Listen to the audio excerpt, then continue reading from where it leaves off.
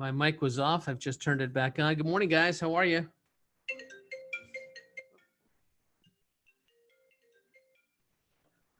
Was my phone just going off? I don't know if you heard that or not.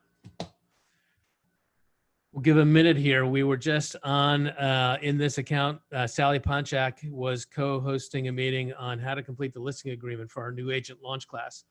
So we just finished that at 11 o'clock. So if somebody tried to get on a smidge ahead of time, you weren't able to do that. So I'm going to give a few minutes for people to get on. Morning. Hey, how are you, Kim? How's everybody's weekend? Good. How was yours? It was nice. It was nice. I did an open house with Catherine in Montvale. Wonderful. How was it? Well, I had a big deer jump out of the bushes at me. I saw that on Facebook, actually. Now that you say that. It was your first guess and you scared him right off, huh? It came out of the bushes at me, and thank God I had my phone open because I was using the app to get the lockbox. And so I quickly took a picture and then filmed him because he was staring. I didn't post the picture. He or she was just staring down at me. I got so scared. And then she ran off and I got in the house. But we only had one person come yesterday, but it was good. It was good to get out and get back in it again. Yeah, absolutely. Absolutely. Anybody else do an open house or get a feel for how the open house traffic was this weekend? No? All right, guys, just a couple program notes here. I see people jumping into the room, but we are going to get started. I want to honor your time. This course, Lead Gen 3612.3, ends today. Today is the last module. And as I had mentioned before, we typically just toggle back and forth between this course and the Ignite course. Rather than start Ignite on Wednesday and then skip Friday, because Friday we're going to be closed for the 4th of July holiday, I've opted to just hold off on starting the Ignite course until next week, a week from today.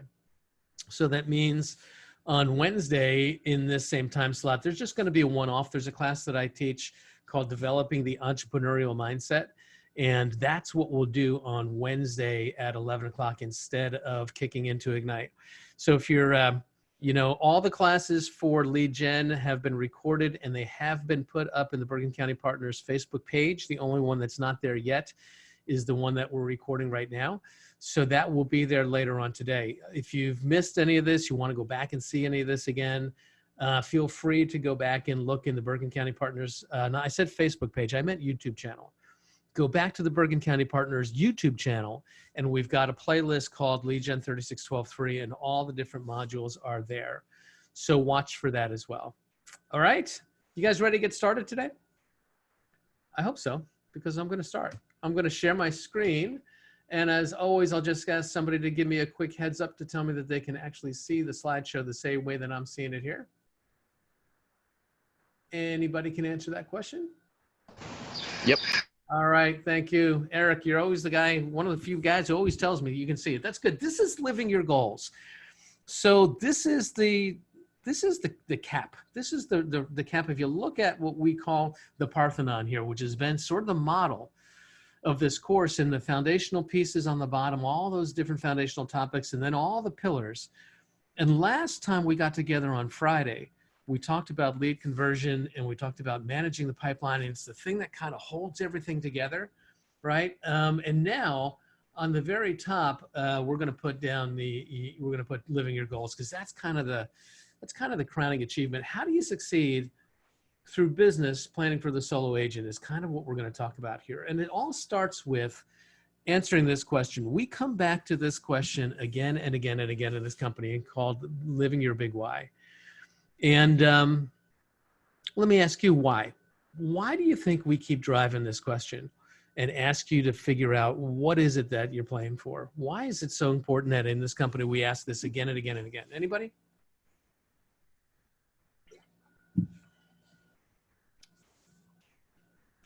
Somebody's we got need some motivation, and look forward to something that will motivate us to work every day.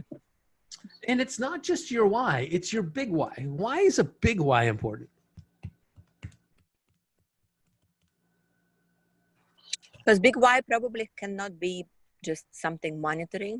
it has to be more like family, or I mean, it can be, or lifestyle, so that we have something to aim, to look forward to work towards to. Yeah. You know, and it can look, different people, different strokes for different folks. For some people, the goals are monetary. I think for the most part, if you peel the layer of those onions back, most people, the money isn't something they're working for its own purpose. They're working for what the money can do for them. But the reason why we keep driving back to this idea of having a big why is because anytime that you're starting something new, and as a solopreneur, which is what we are, as a self-employed business owner, you're going into a new realm. And anytime you're doing something new for the first time, it's going to require you to create new habits. It's going to require you to have new behaviors. And all of those things are uncomfortable and unfamiliar. And just human nature is that when things get difficult, unless there's a real important motivator, we're just going to bail out. We're just not going to do it. And so it's important to have a big why, to know what you're playing for, because that's what it takes to kind of push through the lead generation and create the habit. We talked about habits before. You need to have a driver. So when you're tempted to not do the thing that you really don't want to do, but you know would be the thing that you need to do, that you can start to think about, what is it that I'm playing for, right? And my experience is that it frequently is useful to think about your big why in terms of not just material things, but in terms of relationship things, right? Who else is dependent upon you to achieve those things? In this course, we called this course Lead Generation 36-12-3. And we said on the very first day that the number 36 was a placeholder. It was really a placeholder for how many transactions does it really take for you to fund a life that can include that big why. And, you know, I would encourage you to go back and revisit that, right? Whatever your number is, whatever your placeholder is, whether it's 36 transactions, 136 transactions, or 3 transactions, why is that important? And the bigger question in a lot of ways is, what happens if you don't succeed? Because again, in my experience is, if failure is an option that doesn't cause any discomfort, prepare to fail. That's just human nature. It's not good, bad, right, wrong.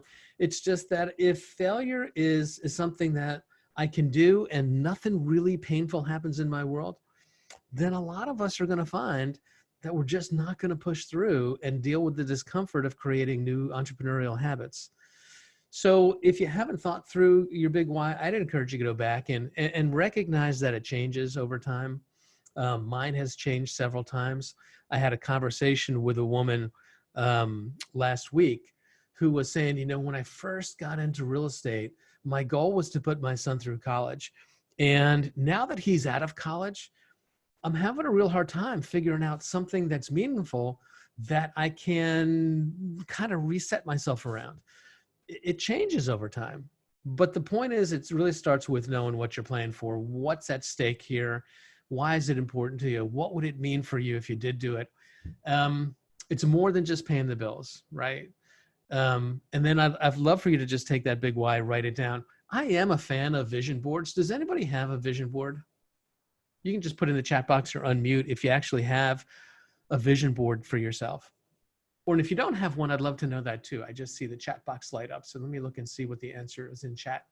I see in chat, Christina says no.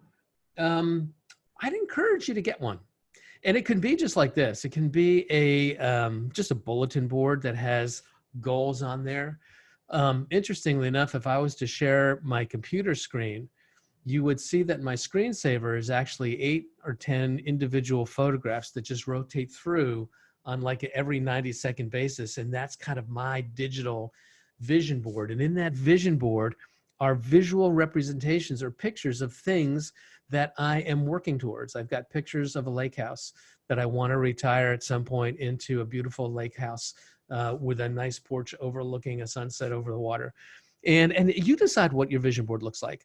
But let me ask you a question. Paul has, yes, my toys to buy, dreams and lifestyle are all on the vision board. why do you think vision boards are useful? Do you believe vision boards are useful? I'd love just a quick conversation around why do you think we're fans of vision boards here?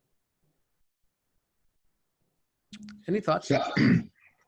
Hal, in my other life, we had what we called many project plans to reach the goals in the sales territory. So we had a sales meeting at one point, and it wasn't mandatory, but erasable vision boards was the example, and I just always adhered to it. So now that I'm not in that world, I'm in a different world.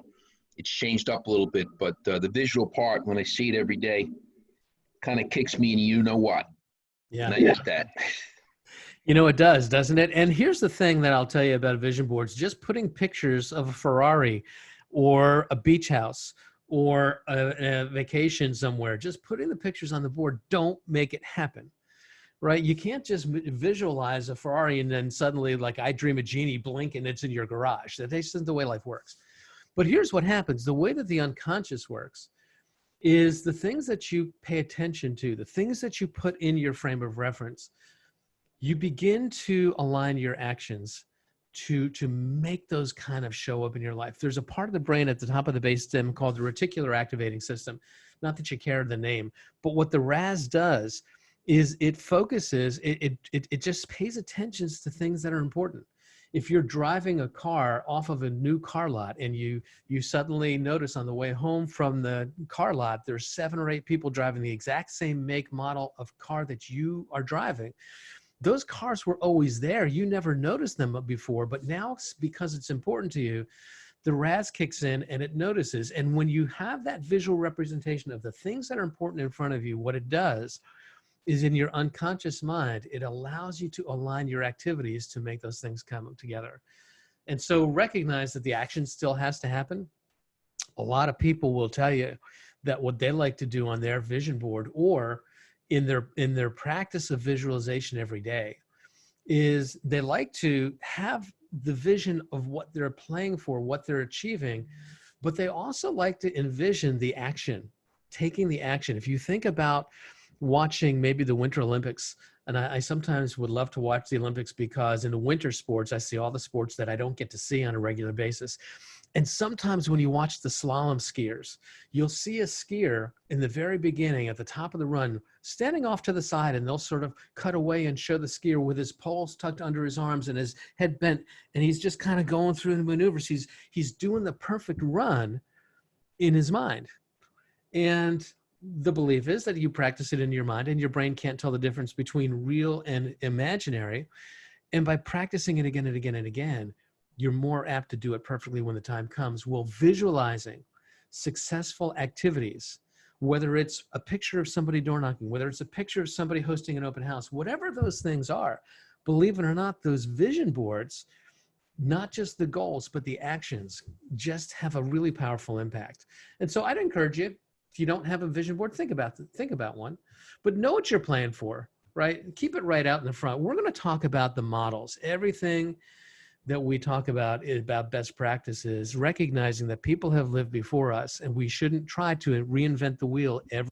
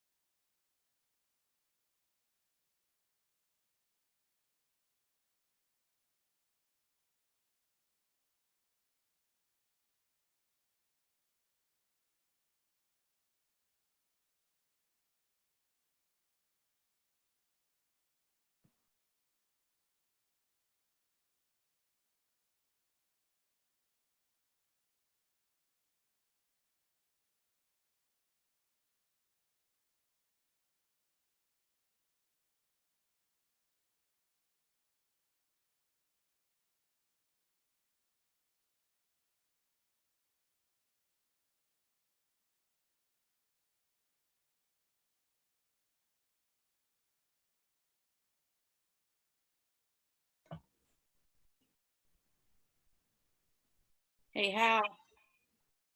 Hal.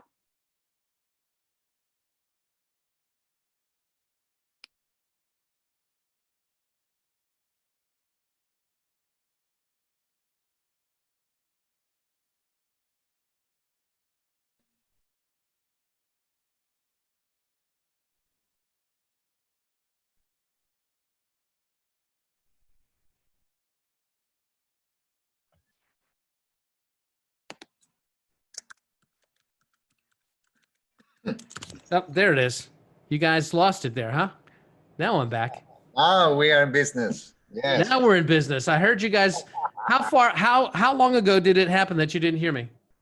I was like this. I saw you waving, but I couldn't unmute you. All right. Did you guys hear me talk about the 4 models? We'll go back to that. I just got in here. All right, so let me go quick. The 4 models: economic, lead gen, budget, organization, and model. These are the models that we're going to build our business around. And you will find these in the Millionaire Real Estate Agent. And the MREA Red Book is where you're going to find these models. We're going to unpack these right now. Right? The first model, the economic model, which is the numbers of your business, the numbers that you need to track, the numbers that will help you determine whether or not you're winning or losing. There's a couple of assumptions here that the MREA book goes by. And these assumptions may or may not be right for your business, but we're going to walk through what these assumptions are and how these numbers play out in real time. The economic model sort of connects the dots between what your income goal is and the fundamental activities that you need to generate to make that happen, right? The first thing that it assumes is that we convert our listing appointments into listings taken 80% of the time. What the model suggests is 80% of the times when we go on a listing appointment, we get it. If that isn't true for you, then you need to change that to whatever is accurate. And what I'll tell you in the beginning of an agent's business, when agents are newer, kind of 50-50 is more likely in the beginning.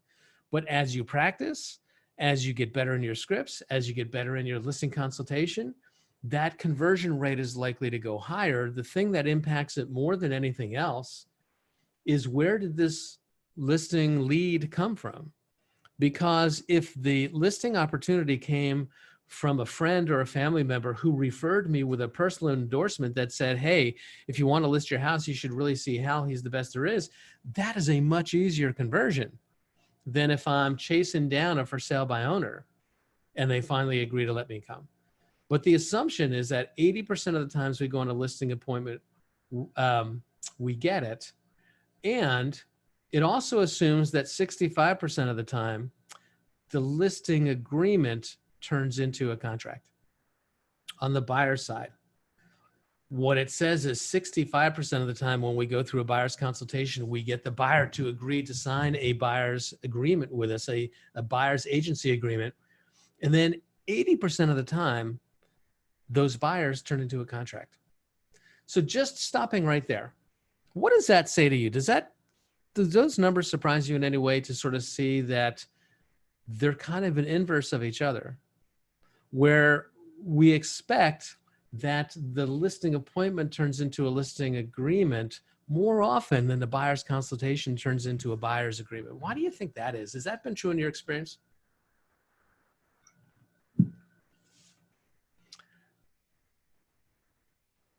I'll tell you what I think around that, and I don't know that there's any single answer, but I think that buyers are so conditioned to work with agents without a signed contractual agreement that there's just a lot more to overcome there. It's just not something that they've been conditioned to do, whereas sellers recognize that they're not going to get their house sold unless they sign that contractual agreement. The other thing that's interesting is that the listing agreement in the model assumes that 35% of the time, or 1 out of 3 times, taking a listing does not turn into a closing. Either the seller's needs change, they withdraw, or they can't get sold, or there's a contract and the contract doesn't fall, it falls through and it just doesn't happen. Whereas that only happens on the buyer side 20% of the time.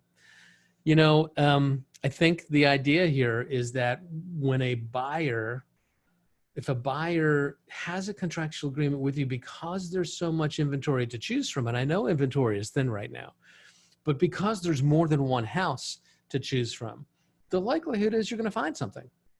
Whereas if you've got a house that has some flaws or problems that would make it hard to sell, there's a fairly good chance it may not sell. The models, you're going to track the numbers yourself, and we'll talk about tracking in a few minutes. But this is the assumption that the MREA book is based upon. 80% of the time when we go in for the listing appointment, we get it. And of the listings we get, 2 out of 3 of them turned into closings. Whereas on the buyer side, 65% of the time when we do the buyer's consultation, we get it.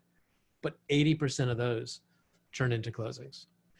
Now, there's some other assumptions here that I modified. The MREA book, when it was written, it assumed that the average sale price was $250,000. That's not an accurate sale price for our market.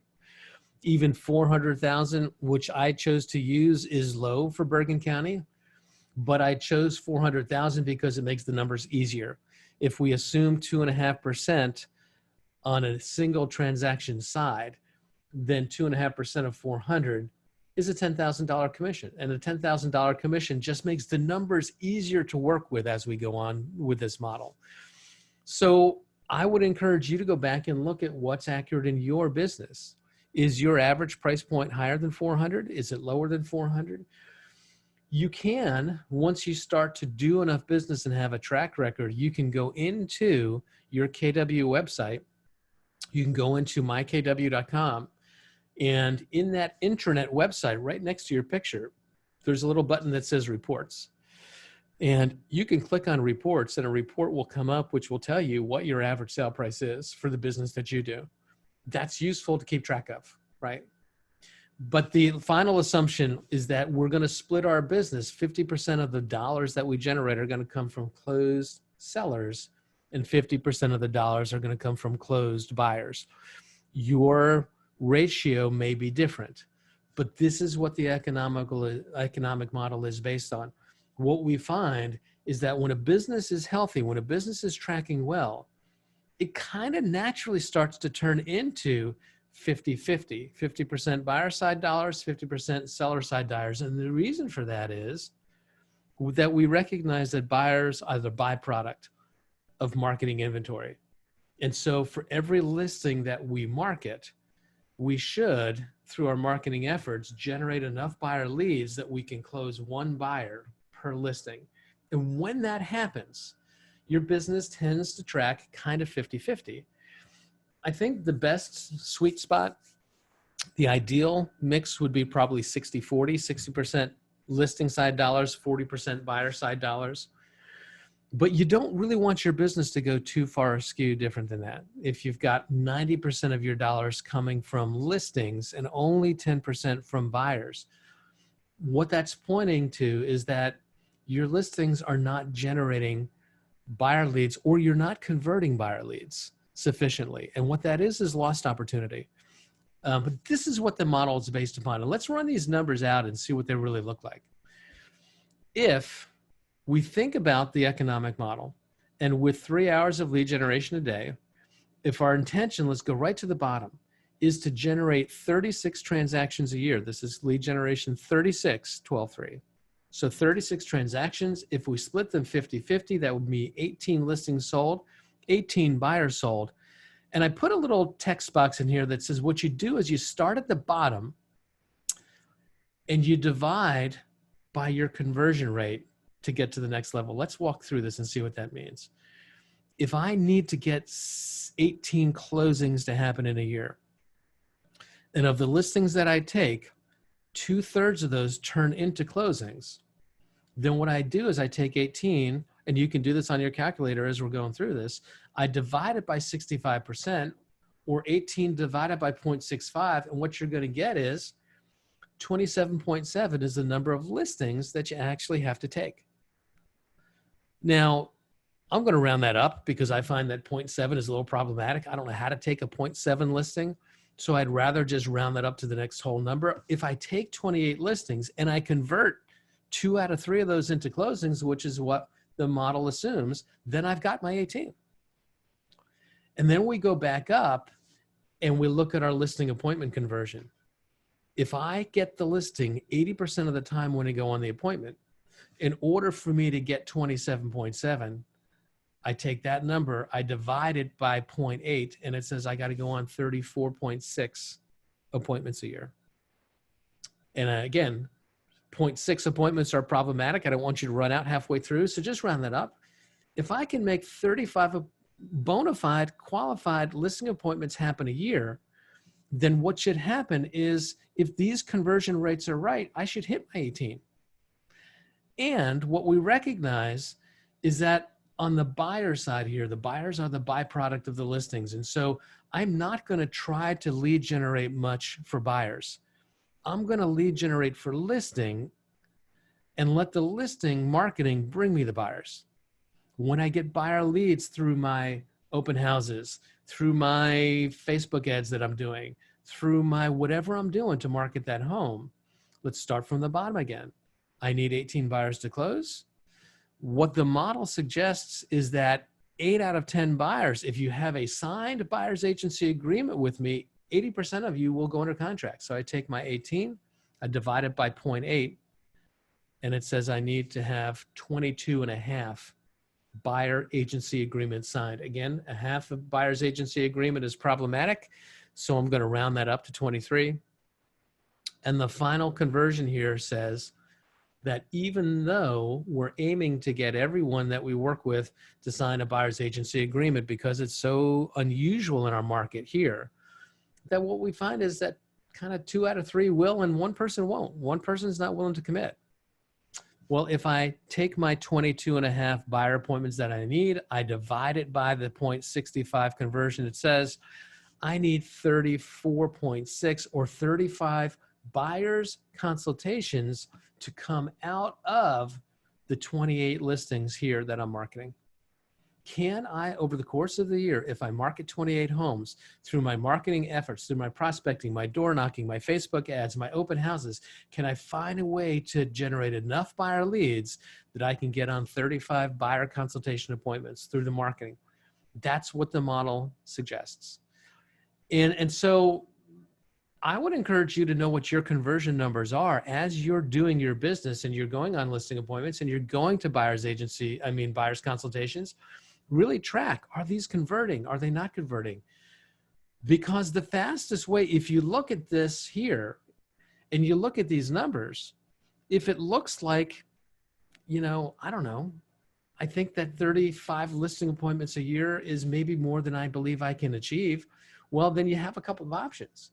One, what could you do to change the formula here so that you didn't have to go on 35 listing appointments? Well, one is you could get better at your conversion. Instead of converting at 65%, if you converted this number at 80%, that changes everything. You could change your price point, right? You could, if you're basing this model on $400,000 sales, you could start selling $500,000 houses. Then you wouldn't need as many closings. The point of the matter is this: the way you start to work this model to get to 36 transactions is to know your conversions, start at the bottom, do the division on your way up, and figure out ultimately how many appointments. And of all the appointments right here, this one, the listing appointments, is the most critical. We believe the buyer's appointments will come through your marketing and prospecting efforts on your listings. I got to figure out in my goal setting and my planning, what mix of activities over the course of 12 months would make 35 quality listing appointments materialize. If I can do that, everything else works. I just got to figure out how to make 35 quality listing appointments show up. So any questions around the math on this? I just want to make sure you get this before we move on to a couple other parts of the economic model, but I want to make sure you get this because this is something that you need to customize for your own business. You understand how to do the math on this? Again, this will be recorded and parked in the Bergen County Partners YouTube channel, so you can go back and watch this again if you want to, including my my problems with my microphone earlier. So let's move along. Let's take a look at what kind of dollars that creates.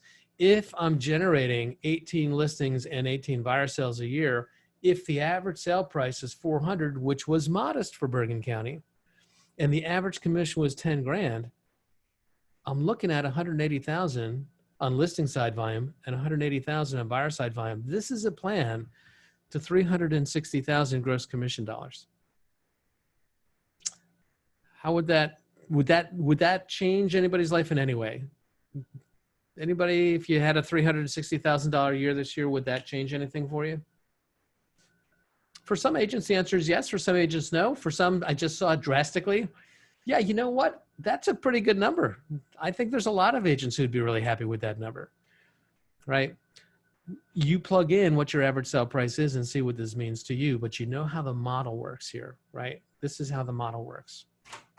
Now, I'm going to change slides here because there's a couple other things that I want to do. I want to kind of take a look at the relationship between all of these contracts and your database, right?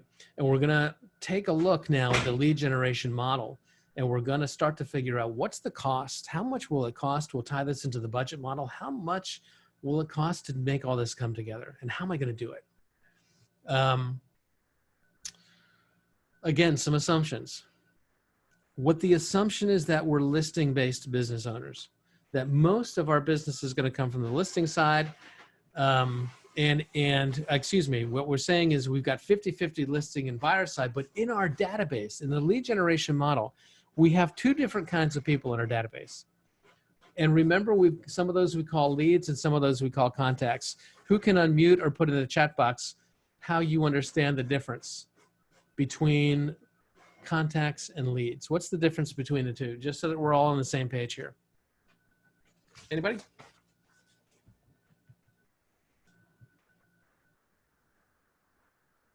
Somebody can unmute.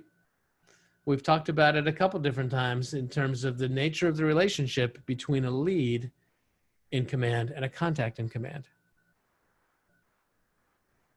What we're calling a lead is someone that we know who they are. We've got valid contact information. Maybe they came in and signed in at a buyer seminar that we did. Maybe they came in and signed in at an open house. Maybe I captured their information on a Facebook lead capture ad. But all I'm doing right now is I'm sending them information, but I'm not getting a response. I'm sending them information regularly in the hopes that at some point, if I can send information that's valuable to them, that they at some point raise their hand and start to engage me back in a conversation. And if you remember, how many touches over the course of a year did we recommend to turn a lead into a contact? And a contact is someone where we've got two-way communication. Does anybody remember in the database model, right? When we did the database class, which was module 4, how many touches do we do over the course of a year to turn a lead into a contact? And once we've got two-way communication, how many touches over the course of a year do we do to maintain them? Anybody? Contact is a lead by address. I'm looking at the chat box here. Contact is two-way engagement with permission to continue. Correct. And so what we're doing here is it's 19 touches a year for the leads. And we believe that if you stay in touch 19 times with valuable quality information, they will eventually raise their hand, become an interaction, a contact where you have two-way permission. And then it becomes 36 touches a year. But what the lead generation model, which is built around how big a database and what should the database look like, it assumes that 75% of the people that are in your database, you've got two-way relationship with. 75% are contacts. And only 25% are just people that are there, but you don't really have a great, strong relationship. You're sending them information and they're not unsubscribing, but you don't have that two-way contact. A lot of times when I see agents who've got really big numbers in their database and low numbers of transactions, it's because a lot of their database is lead-based. They don't really have relationships yet. They have a lot of names of people that they're on a mailing list, but that's not a real two-way relationship yet. When you've got the two-way relationship, that's where the magic happens. The assumption is 75% of the folks in your database are contacts with two-way permission, 25% are leads. It already assumes to begin with that you're starting with 100 contacts in your database. And that's based on research that says the majority of people in your sphere of influence, most of us would probably have somewhere around 100 to 150 people that would be inside of what we would call our sphere, friends, family, people that you know, that for most of us, our tribe, if you will, kind of is about 150. And so it assumes that you're starting this by taking 100 of those, then putting them in to command and getting two-way drips going on your smart plans. And if you have less than that, then you're going to see there'll be a gap and we'll have to make up that gap. Remember, when we meet someone for the first time and they switch over from leads to contact, we used to call the language in the MREA met and haven't met. And if you read the MREA, which I'd encourage you to do, every time you see someone being referred to as a haven't met, we're interpreting that in the command language as a lead where I've got contact information but not two-way communication. Everyone in the MREA that you're hearing referred to as a met is someone that we have two-way communication with. Everyone who switches in that first interaction, it's an 8x8 to kind of get into the mind share. Remember that idea of pushing into their brain. We did that exercise in the database class that said that we've got to get into their mind share, that most people can remember 6, 7, 8 brands in any category. And if you're not in that first 6, 7, or 8, it's almost as if you don't exist. And I shared the story of Hobbs Herder, who did the research with 8 touches over 8 weeks with a phony real estate agent in San Diego, California, and then surveyed and found that on survey, after that 8x8 was complete, 8 touches over 8 weeks, almost 2/3 of them said that they would prefer to use the phony agent if they had to use a real estate agent, because in their mind, she wasn't phony in the least. She was real. So they saw her stuff. Everybody who gets into the model gets an 8x8 first and then stays on a 36 touch campaign, right? Okay. Now, let's talk about some conversions, because these are really, really important conversion numbers that will help you determine how much revenue should I expect from the efforts of me cultivating my database. And we touched again on some of these in the database class. What we said was that the contacts, people that we're in touch with 36 times a year, that a pretty safe assumption right now is that for every 10 people that you have that kind of a relationship with, you should expect 1 transaction a year. And maybe they will use you and maybe they will refer you, but you should expect that for every 10 people that you have a 36 touch running, it's a 10-to-1 conversion. And if 75% of the business is coming from contacts and 25% is coming from leads, right, in our database, then if I take 36 transactions, which is my total goal, and I multiply it by 75%, I get 27. With a 10-to-1 conversion, what it says is, in order for me to get the transactions that I need out of the contact side of my database, I need 270 in my database. 270 two-way communication relationships in my database, and I can make this work. It assumes that you have 100 already, and that means that you would have a gap of 170. If you didn't have 100 already, if you only had 50, your gap would be 270 minus 50. Your gap would be 220. But the goal would be to figure out, what would I need to do right away to get it to 270? And if you did the assumption that says, okay, if I have 100 and I'm 170 short, in a month's time, if I could find a way to add 42 a week, 42 and a half, really, we'll call it 43. If I could add 43 new quality contacts a week, I could have my database built out in a month. Now, that may be too ambitious. You tell me. I don't know. There are lots of folks who generate quality leads at a high level, but is it a 1-month prospect? Is it a 2-month prospect? Is it a 3-month prospect?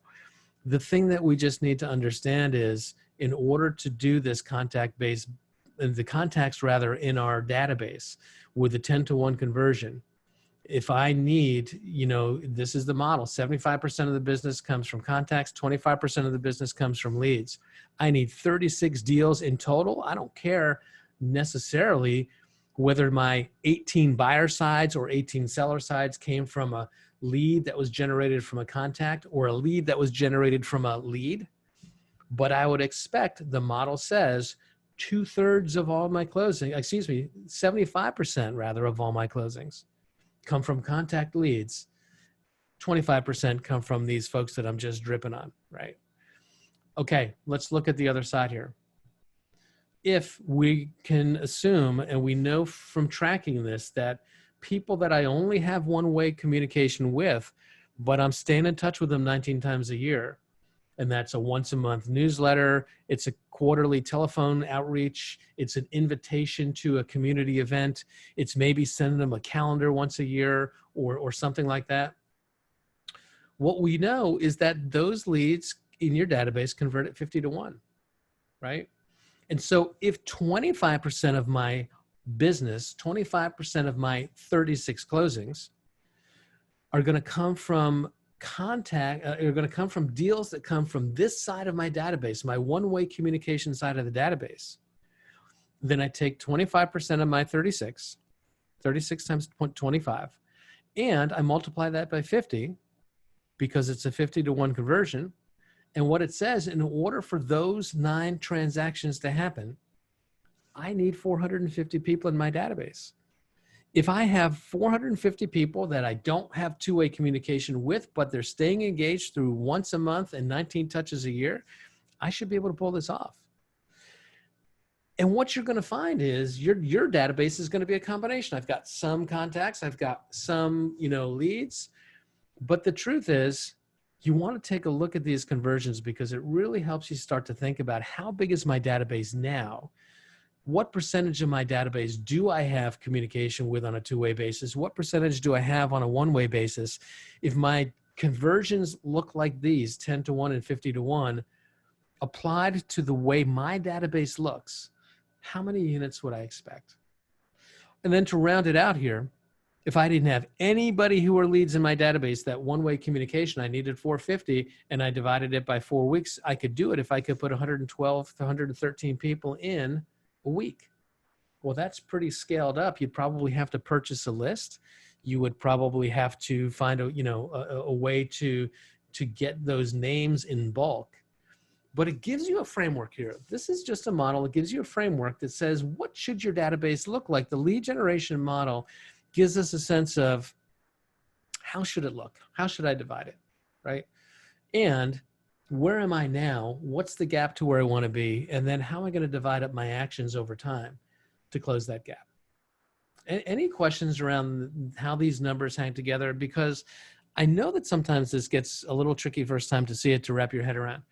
And if there are questions, I want to make sure that we clear them up here. So don't hesitate to either throw a question in chat or ask it, and we'll just unpack this another time. The key takeaways here in the lead gen model is, regardless of what the number of closings that the economic model says that you need, and we're just defaulting to 36 because this is the name of the class, whatever number of closings your economic model says you need in order to create the life that you want, you should assume 75% of those closings are going to come from relationships that are on the contact side of your database, and 25% on the lead side of your database, right? Those are the big takeaways here. Okay, let's talk about cost. It's really important to keep your cost per lead, cost per touch down. A 19 touch is 19 touches over the course of a year. A 36 touch is 36 touches over the course of the year. And largely in command, these can be done relatively inexpensively. If I've got good, valid email information, email is free. If I've got a phone number, phone calls are free. If I've got a valid cell phone number, I can text for almost free. And so, the cost per touch can be really, really low. Although there is going to be sometimes certain things that you are going to spend some money on. For example, on the touch, on the contact side of your database, 36 times a year you're reaching out. Most of those will be telephone calls, emails, texts, Facebook messages, things that don't have a dollar figure attached to them, but once in a while, it could be an invitation to a client appreciation party. It could be once a year, you do something like give a holiday Thanksgiving pie to your past clients, and that has a cost to it. Or one of the things I used to like to do for my past clients in fall was I would deliver a pot of mums, you know, those mums that you can see in the fall that you get 3 pots for $10. And I would put a pot of mums with a business card and a note attached to it, a handwritten note that says, thinking about you guys, happy fall, whatever. And I would get up early. I would run around. I would put those on the front step of the house at about 5 or 6 in the morning. They'd come down in the morning. That pot was there. It was just a nice touch, but it cost me a few bucks. Over time, what you have to figure out is how much does it cost to run this smart plan? Because some of them will be free. Some of them will have a dollar figure attached to them. And what we know is that on average, by tracking some of the top agents in the country and looking at where they spend money, where they rely on inexpensive touches, that on average, it costs about $1 a touch, meaning for people that are in a one-way communication 19 touch plan, it's going to cost you about $19 a year to run that. Because even though all those emails are free, even though all those texts are free, you might want to send them a calendar too. And that calendar costs you a few bucks. Or you might want to invite them to a community event, and that might cost a few bucks. But on average, it's kind of $1 per touch. 36 touch campaigns, same idea. Some are free, some are not free. But if it's $1 a touch, it's going to cost you $36 per every person that you're running on that campaign. So there's a rule that says, you know, lead with revenue, meaning don't start the campaign if you don't have the dollars already in place to run it all the way through to the end. Don't start a 36 touch campaign and run it for 6 months and not have the money to continue, and then make it an 18 touch that just stops dead in its tracks. That won't give you any kind of reliable conversion, right? Make sure that you start small and build it out. I like to think about a geographic farm. We talked about it in the geographic farming. Start farming a number that you can afford to farm. And as you have more business and more revenue, expand the size of your farm, expand it up, expand it up. But let's go back into just running some numbers here. If we needed 270 total METs in our database to produce the 27 transactions, which is 75% of the 36 I need, if I need 270 and each one of those is 36 touches, if you do the math, that's 9,720 individual touches over the course of the year to those 270 people. 270 people times 36 touches, 9,720 total individual unique touches at $1 each means I got to have budgeted $9,720 to support the Met side of my database and cultivate those 27 deals. On the Have It Met side, 450 times 12 touches a year times $1. It's $5,400. And if you were to take that cost and divide it by the number of units that creates, what you see here is 9,720 divided by the 27 is $360 per transaction, or $600 per transaction on the Have It Met side. Do you see how much more cost effective it is to be working here than on the Have It Met side? To run the whole plan is 9,720 plus 5,400. It's going to cost you $5,120 at $1 per touch to run this whole plan from beginning to end. But what we said was that the GCI expected is 36 transactions at $10,000 a throw, $360,000 of total GCI coming from a $15,120 investment gives you a rate of return of almost 24%. Would anyone like to see a rate of return of 24% in some of your other investments right now? You can just type yes into the chat box if you'd like to see that. I know that I would. And so here's what the model is. It's just do it. Do it this way. do it this way, and try to keep your costs per touch down. Try to rely more heavily on things that are not expensive to do. And you're going to find that you're going to have a very profitable business. Now, the thing I will just sort of throw out there for you to think about is, how long does it take of these 36 touches a year or 19 touches a year before you can realistically expect to see conversion rates that look like this, 10 to 1 and 50 to 1? It doesn't happen immediately. It will take you some time to establish enough consistency that this becomes a predictable conversion rate. It takes about 1.5 to 2 years. That's not to say that you won't get business before 2 years. It's just to say that you can't count on it as a predictable amount of business. And that is independent of market cycles. It doesn't matter whether the market is hot or the market is slow. If you do it this way, what you should expect is consistency in the leads that come out and this kind of a conversion. We've been tracking this now for decades in this company with hundreds and hundreds of agents. We track it every year, and these conversion rates hold. If for some reason that you find that your conversion rates aren't this good, the thing I would encourage you to go back is start to think about the quality of the touches. Is there something that I could do to make my touch more meaningful, more resonant with my target audience? Maybe they're just getting this touch and it's just something that doesn't have any interest to them, so it doesn't really have any impact.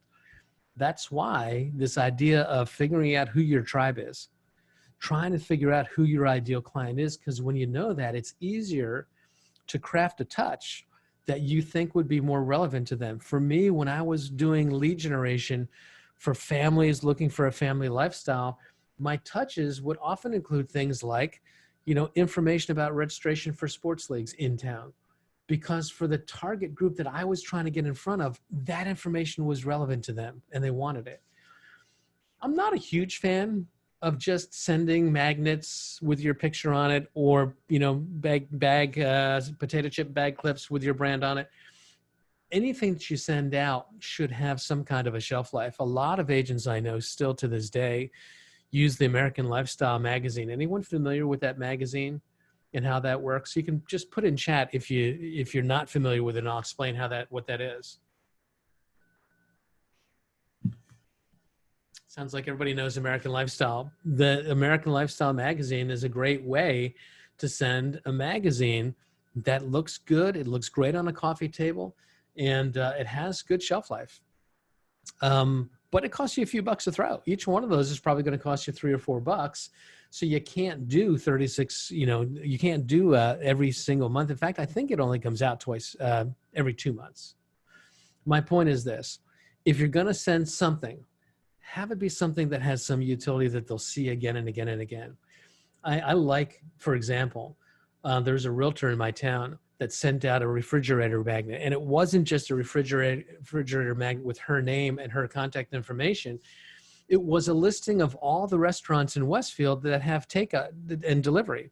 And so it had the name and the phone number of all the pizza joints and the Chinese restaurants and the Indian restaurants and all that stuff. Well, guess what? That would sit on my refrigerator because I would use that, and I would see her every time I use that. That's the kind of thing that you'd want to spend money on for a touch, right? Something that you would see again and again and again. But the idea here is this: if you do these, if you follow the models and can generate these kinds of conversions, you're going to start to see a business that becomes predictable. And once your income becomes predictable in this industry, it just changes the game. It just changes the game. You look at some of the mega stars in our organization, and they're getting their face on Facebook when they're ringing the bell. A lot of them don't ring the bell because they could ring the bell every single day, and they're not going to do that. But they get the, they're doing the business again and again and again. And the reason is because they're doing it this way. And because they're following the models, they don't really have to worry if they're going to be in business next year. They know they will, right? Any other questions around this before we move on? I saw no chat box messages there. I want to make sure you understand how these models, again, you can go back to the MREA and find them. And I'd encourage you to read that again and again. Okay, this is the cost per touch. And again, my big aha here when I figured the math out was that the cost per transaction is so much lower when it comes from the met side of my database than the cost per transaction when I've got to groom it from the haven't met, or will call in the new command language, the contact side of my database versus the lead side of my database, right? That's just so much more cost efficient. Okay, once you figure this out, stomp on the gas. Where are you in relationship to your numbers? How many contacts would the model suggest you need to have? How many leads would the model suggest you have? What's the gap? And what mix of activities would it take to start to fill that gap in as short a time as possible? Stomp on the gas. Keep the cost per touch low. Marketing is a technique that you use to get people into your database, typically prospecting as well, but marketing as well. And just keep working the model. Now, let's talk a minute about the budget model, because you can do all this, but if you're not running a profitable business, what's the point, right? The whole reason of running a business is to have profit so that you can create the life that you want. If you haven't read Michael Michalowicz's book, Profit First, it's a really good read. I'd encourage you to do that. I've done some classes around that book. But the budget model is model number 3. And what it does is it sets up some spending limits by category for your business operational side, right? And you're going to lead with revenue. Now, when I say spending limits, what I'm talking about is it doesn't give you a green light to say spend all the way up to the percentage that the model suggests. It just says don't spend more than the model would suggest. And we'll give you some examples in a second. But if you can do it more efficiently and not spend the money, then do it that way, right? Don't spend the money if you don't have to. But it puts a cap, it puts a ceiling. It says try not to spend more than this amount per operational category. Couple of concepts that you want to think about here in the budget model. We're referring to a couple of things, cost of sales and expenses in the budget model. And in the cost of sales, what we're referring to is what does it cost you to acquire your income? Now, I just went through the cost of your touch campaigns, your smart campaigns. Those actually are business operational expenses. Those are money that you spend on doing the activity of running your business. The cost of sales is what we're referring to as what do you have to sort of pay as a cost of just getting into the building, right? The cost to pay to play. And for us, that's what do you have to pay your broker to be in relationship with your broker. We know our model here suggests that there were a 30-70 split where the company gets 30% of the dollars with an annual cap, and that the Keller Williams royalty is 6% of the gross commission dollars with an annual cap. And I wrote in here what the caps are. $37,000 is typically the cap in our Bergen County partners' offices. The Rutherford office is slightly lower. And the reason is because the cap is set as a function of what the economic opportunity is in that marketplace. The higher the price, the inventory, and the higher number of transactions allows an agent to make more money, the cap is higher. And so if you did business in Manhattan where the cap is 60,000, or here in Bergen County where the cap is typically 37,000, or go down to Louisiana where the cap is typically 22 or 24,000, it's just a reflection of the economic reality of the marketplace that you're in. However, the goal here, and what explodes your income potential in our model, is once you've hit this cap and you get to keep 100% of the commission, that's where everything changes, right? We cap 30% of the company dollar caps at 37 grand, 6% of the company dollar caps at 3 grand. The total cost of your cap here over the course of a year is not more than $40,000 is what you're going to pay as cost of sales. It's the pay to play, right? And I know that some big agents like Sue Adler, when I worked with her, when it came to her cap anniversary, when you're doing the volume that she doesn't ever uncap. She just writes a check. The day that she goes to 100%, she just writes a check and stays at 100% the whole year. And she can afford to do that because she's doing a huge, huge business. Anybody have an idea what the fastest cap was in our Bergen County partners? Actually, there's maybe it's been done faster than this. But how quickly do you think it would be? How long do you think it would take for a strong capper in our organization to generate the $40,000 needed to cap? How many closings do you think it would take, and how long do you think it would take? Any thoughts around that? Because the model is the faster you can cap and keep 100% of the business for yourself, the more money you're going to make. The last thing that you want to do is hit that cap with like 2 weeks left before your before your cap year resets. Then the likelihood is you're not going to close much in those 2 weeks and keep 100%. The fastest I had ever seen was, I believe at one time, and maybe the team leaders could correct me if I'm wrong, I believe the Zamir team capped in 3 days a year or two ago. And that's pretty impressive. That means that 362 days of the year, they were earning 100% commission, whereas 3 days of the year, they actually had to pay the split. But here's why this is important. Because if you try to figure out how much volume should I be aiming for to make that materialize, again, if we assumed a $400,000 average sale with a $10,000 average gross commission, which again is modest for Bergen County, and we assumed that the company dollar, or the 30% that the company retains on that $10,000 commission, is $3,000, and the Keller Williams royalty, which is 6% of the $10,000, which now becomes $600.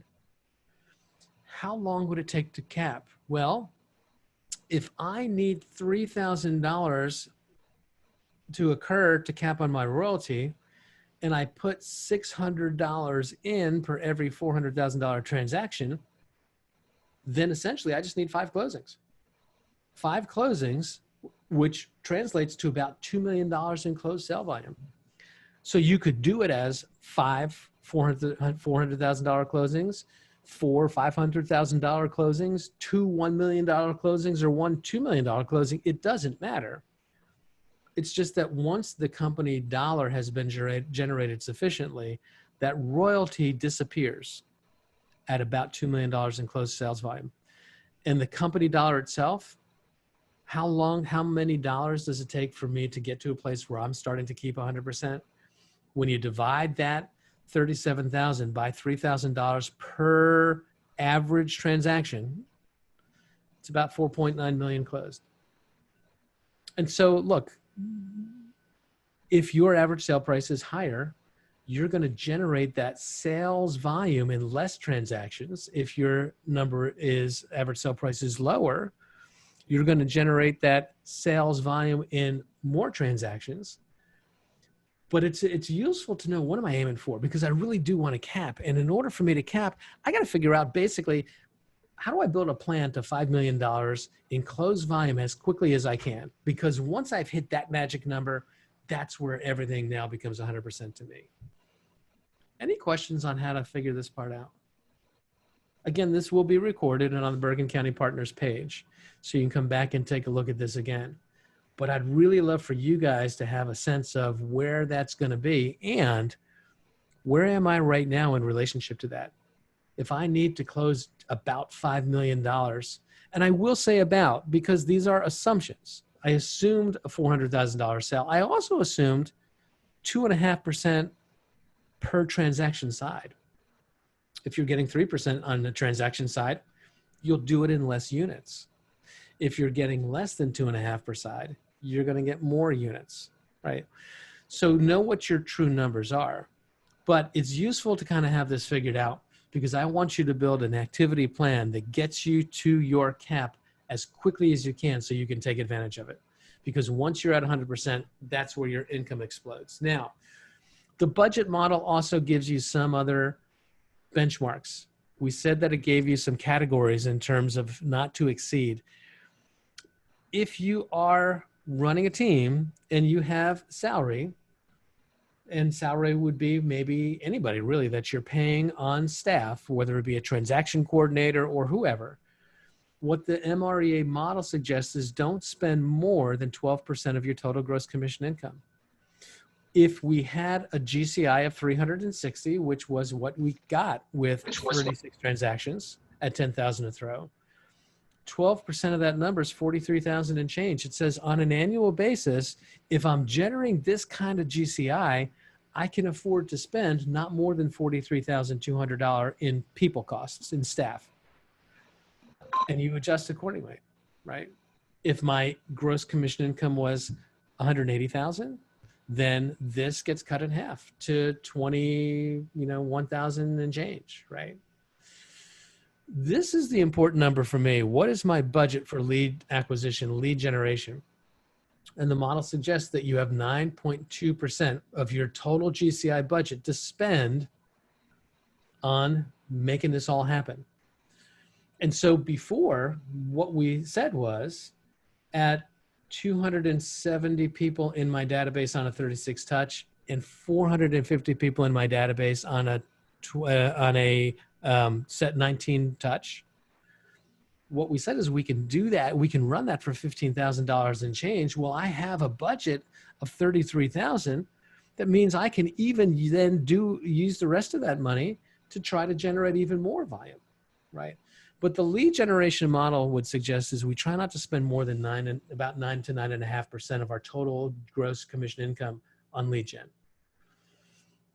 And it's really useful to kind of know what that number is because it'll help you make better business decisions. If you are talking to someone who's got the next cool whiz bang technology tool that you can subscribe to for only $600 or $500 a month, well, you really got to come back and take a look and say, okay, what's my expected number of transactions that I should expect from this?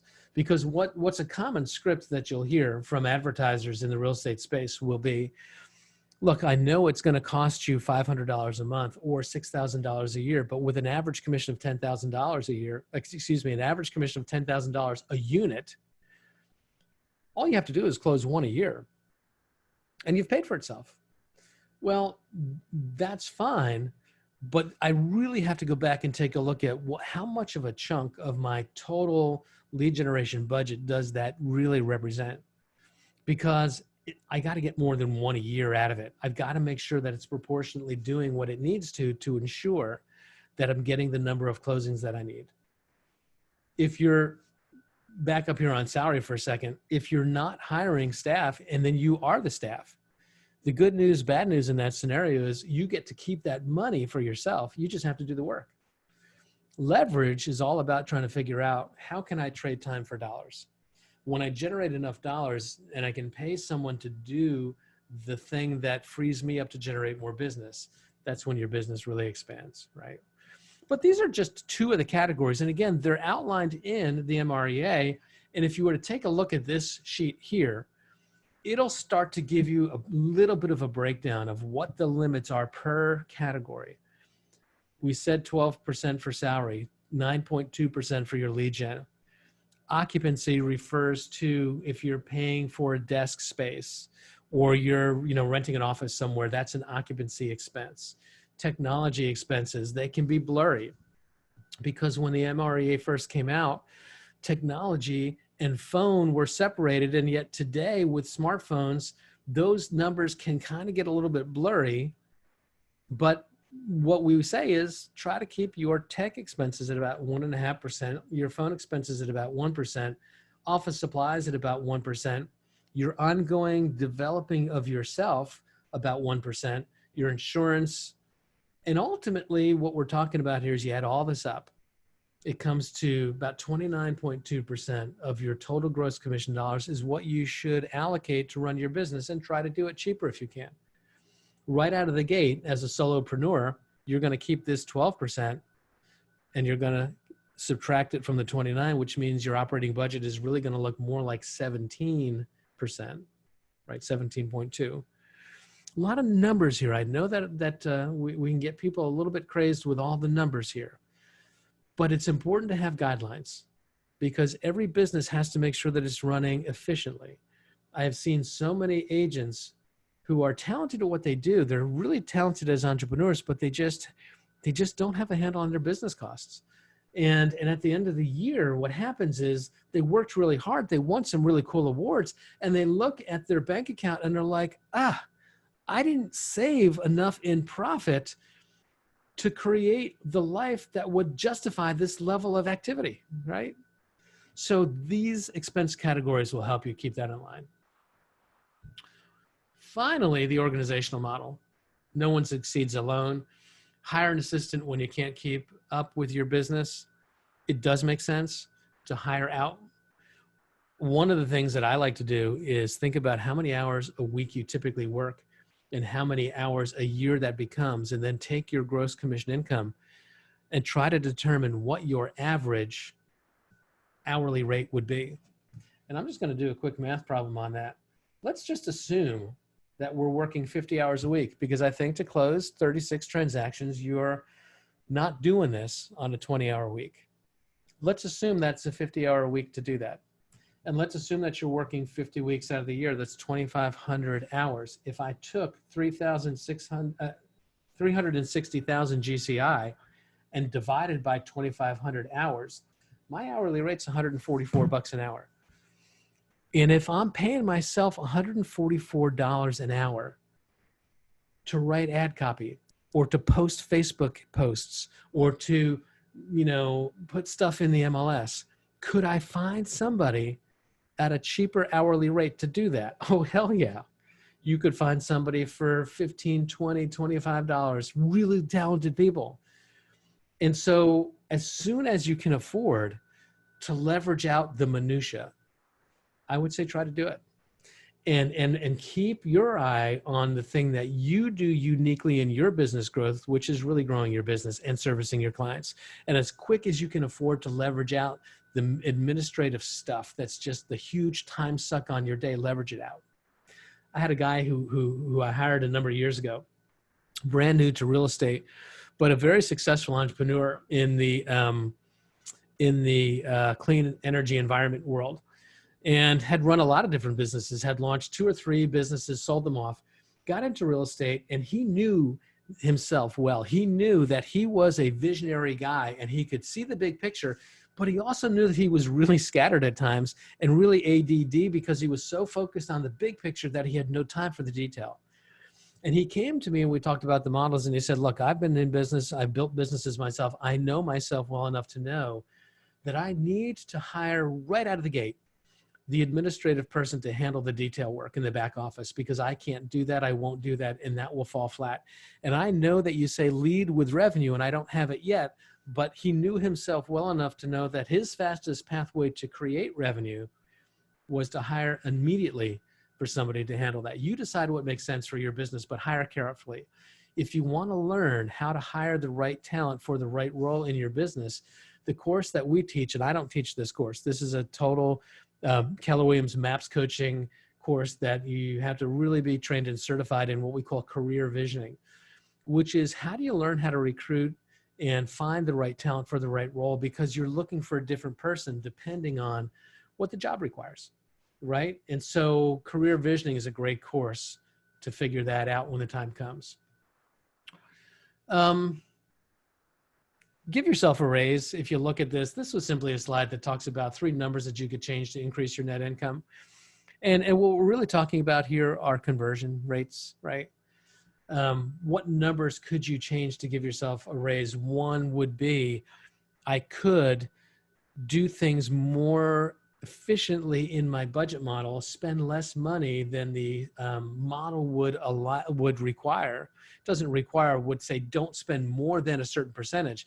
If I can do my lead gen for 8% of my GCI and not 9.2, I get to keep that. That's a raise. If I can convert more listings taken to listings closed, that's a raise, right? Go back at these models and start to look for places where you can make some tweaks. And sometimes it's not a big tweak. Many times it's not a big tweak. It's funny, the course that Gary wrote called Quantum Leap, which is really the course that starts to talk about how do you live a very big life. The play on words there is that if you've ever taken physics, quantum is a measurement that describes the smallest unit of energy that can be measured. We think of quantum leaps as ginormous jumps and huge tasks and huge changes we've got to make. When the truth is, most of the time, it's just a little tweak that makes a big effort. But you need to know the numbers to kind of decide where should that be. Putting this all into action. We've talked about the GPS before. What is my goal? How am I going to prioritize my activities? What strategically am I going to do? We run a whole class on the GPS, but the goal is to determine how much profit you're trying to make in real estate back into when I add in all my business expenses, when I add in all my cost of sale, my pay to play expenses to be in a relationship, how much GCI do I have to have at the top of the funnel so that what comes out the bottom of the funnel is what I want to create the life that I want? And be clear and be specific on that. But once you've got that, prioritize your activities into a couple key themes. Since we know that 75% of your business in the model should come out of relationships of two-way nature that you already have in your database just has to be your priority. And since we know that filling the funnel with new people and getting them into the lead side is easier to attract if we can do it inside a geographic priority, a geographic footprint where our marketing and our prospecting can create that top of the mind awareness so that we're not a stranger anymore, that they have a sense of who we are. It's just easier for people to trust us enough to jump into our database if we have a geographic base. Maybe there's a demographic that you want to focus on as your third priority. You decide. But I would say 2 priorities, maybe 3, is enough for most strong agents to run a stellar business. And once you've determined how you're going to prioritize your activities, then you're going to just decide what will those activities be. Goals, priorities, and then strategies. What specifically will I do? How will I measure it? Is it an action that I can initiate? Is it an action that is realistic, meaning that I know how to do it, that I'm willing to do it, and that the volume makes sense? If I need to talk to 400 people a day, that's just not realistic. What can I realistically commit to? And then finally, the T stands for time bound.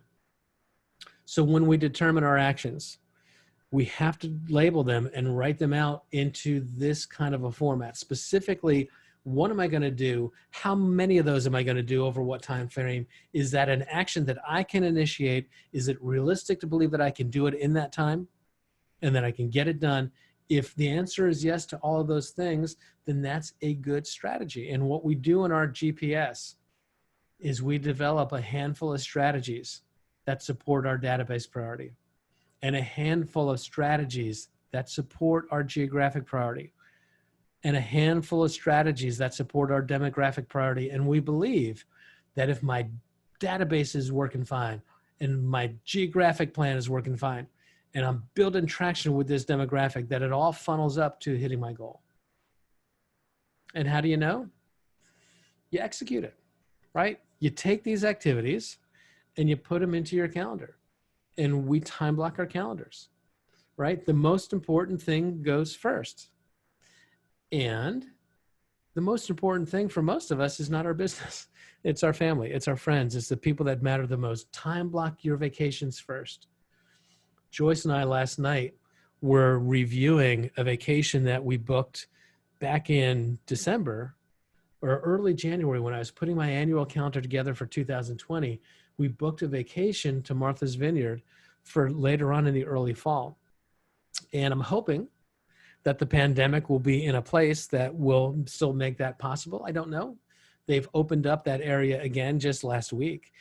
But last night we were looking at it, but we put that time block in the calendar in January for early October. And the reason why we did that is because if I waited, it would never get in. I'd have been too busy. I'd have never found a full week that I could plug it in. So you put your important time in and then you schedule your work time around it. And then as you break it down into your daily calendar, your most important lead generation activity happens first. Before you get too distracted in your day, before you've gotten too tired to kind of maintain the amount of energy that it takes to really do that lead gen. But you time block your day in the morning for lead generating and in the afternoon for lead servicing, and then you execute. And you measure, right? And what we're trying to figure out is, where do I want to be in 5 years? In order to be on track for my 5-year vision, what do I have to get done this year? In order to be on track for this year's goal, what do I have to get done this month? And in order to be on track for this month's goal, what do I have to get done this week? And in order to be on track for this week's goal, what do I need to get done today? And in order to be on track for today, what should I be doing right now? It's taking the big goal and bringing it right back into the moment and having something that I can say, this is clarity about what I do. It's these actions. It's these smart, specific, measurable, actionable, realistic, time-bound actions executed in my calendar, which tells me what do I have to get done today. And there's nothing exciting about this. There is nothing sexy about this. This is really just a monotonous routine. You know, it's a habit. And the biggest challenge for entrepreneurs, and on Wednesday, I'm going to do a class in this time slot on the entrepreneurial mindset. One of the biggest challenges for entrepreneurs is that entrepreneurs kind of like the excitement of being the big visionary. And they get bored with routine.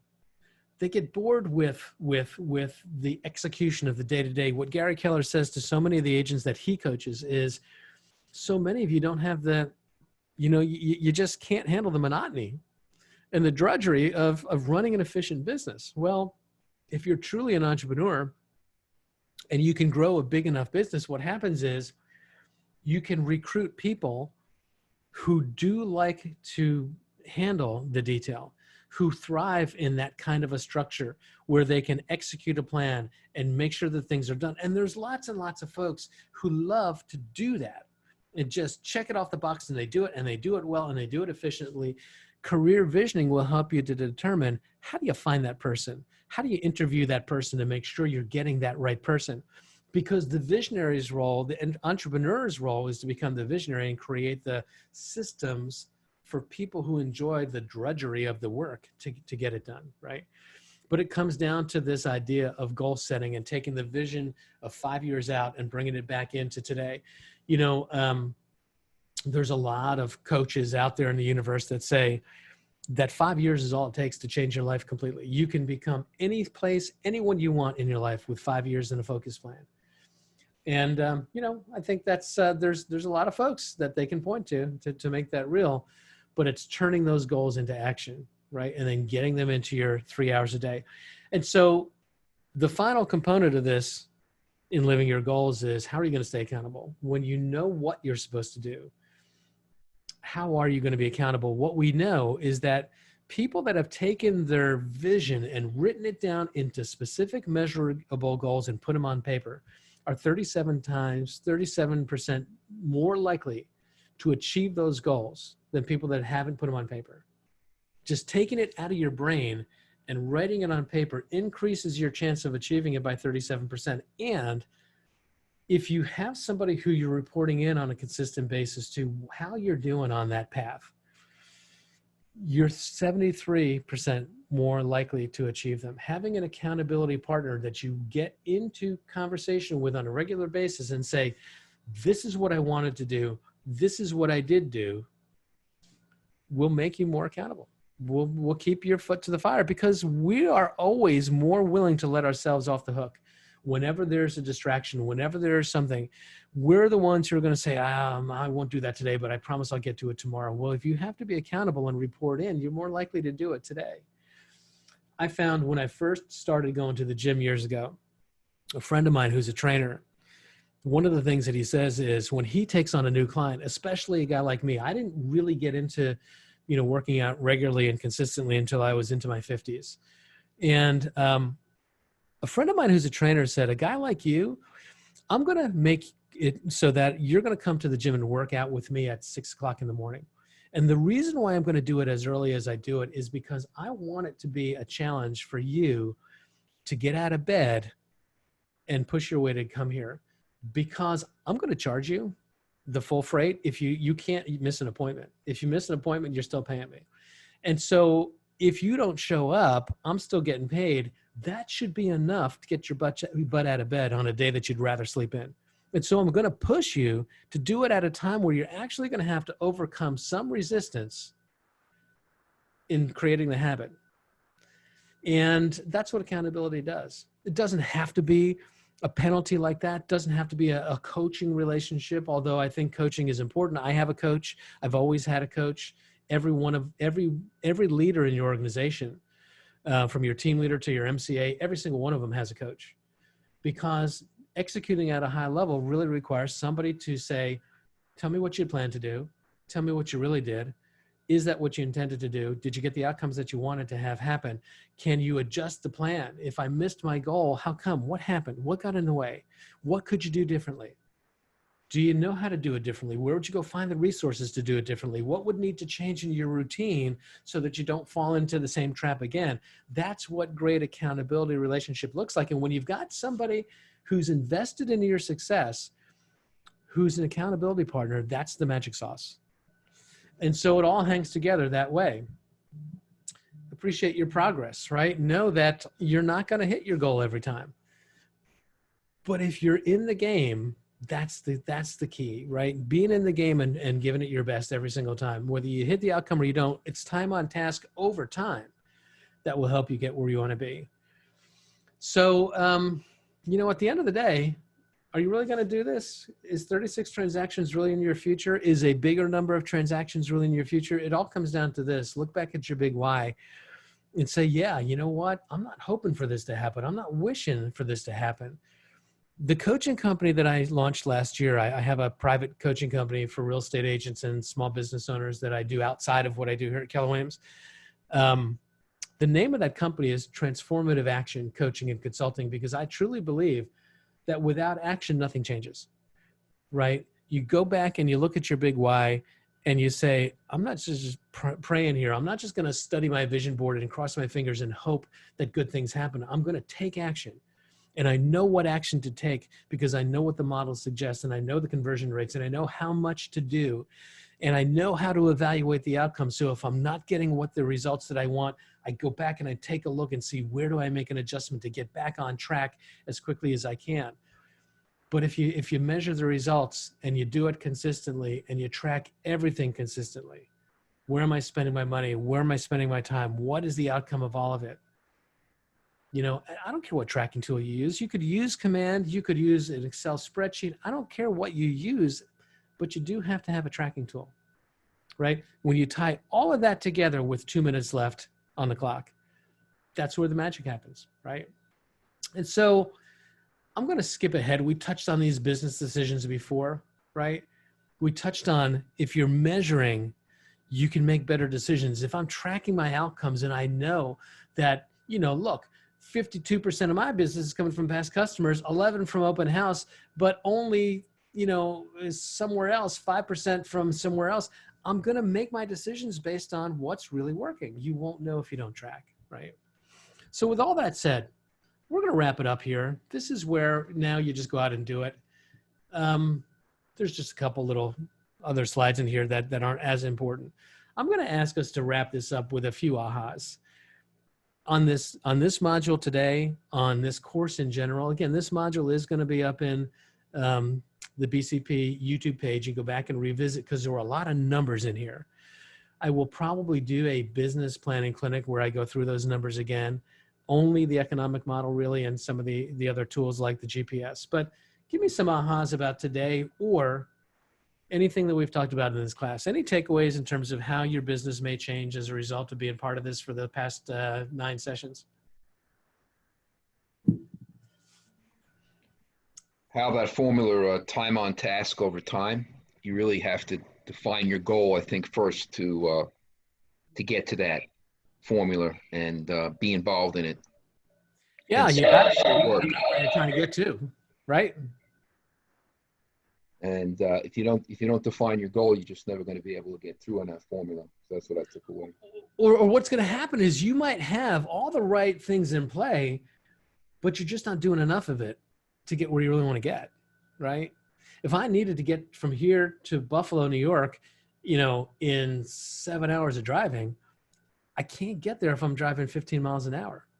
You got to know where you're going. You got to know what you're going to do. You got to know how to evaluate how am I proceeding on the journey? Am I getting where I want to be? If not, what do I have to do different?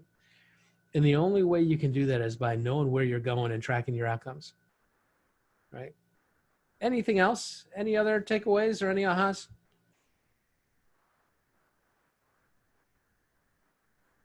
Just one more. Anybody? Because it's now 12:30.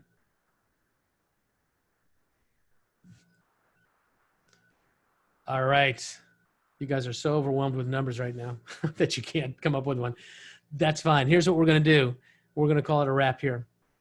And in the same time slot on Wednesday, we're going to do that class on the entrepreneurial mindset. It's kind of a fun class. It's not a KW class. It's a class that I wrote, but we really talk about some of the mindsets and behaviors and beliefs that really help people thrive as an entrepreneurial person.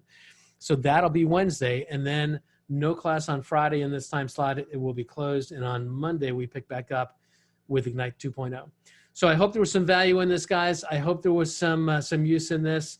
Any questions about any of it? No, you can reach out to me or jump into an office hour. I'll have another one of those in a half an hour's time at 1 o'clock. And we'll go from there. All right, guys. Thank you so much. I see some thanks in the chat. You're very, very welcome. Happy to share this content with you. Thank you, Al. Bravo. We'll Thanks, talk to you Al. guys real soon, okay?